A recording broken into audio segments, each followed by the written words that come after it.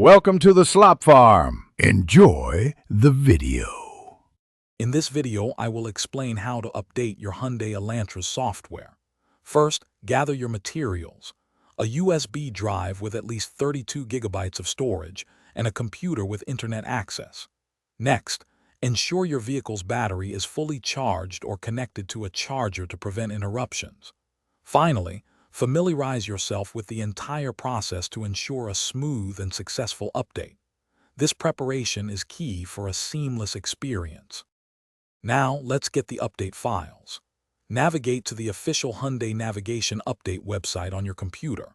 You'll need to select your specific Elantra model from the drop-down menus to ensure compatibility. Once selected, download the dedicated Navigation Updater application. This application will then guide you through downloading the latest software and map files directly to your computer, preparing them for transfer to your USB drive. This ensures you have the correct and most recent version. With the files downloaded, it's time to prepare your USB drive. Insert your USB drive into an available port on your computer. It's crucial to format the USB drive to the FAT32 file system to ensure your Elantra can read it. After formatting, copy all the downloaded software and map files directly to the root directory of the USB drive.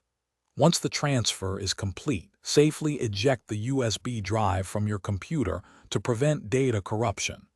This step is vital for a successful installation. Finally, let's install the update in your vehicle. Turn your Elantra's ignition to the accessory or on position, but do not start the engine. Insert the prepared USB drive into the vehicle's designated USB port. Your infotainment system should automatically detect the update and display on-screen prompts. Carefully follow these instructions to initiate the installation. It is extremely important not to turn off the engine or remove the USB drive until the update is completely finished, which may take up to 45 minutes. Thanks for watching. Consider subscribing if we helped you today.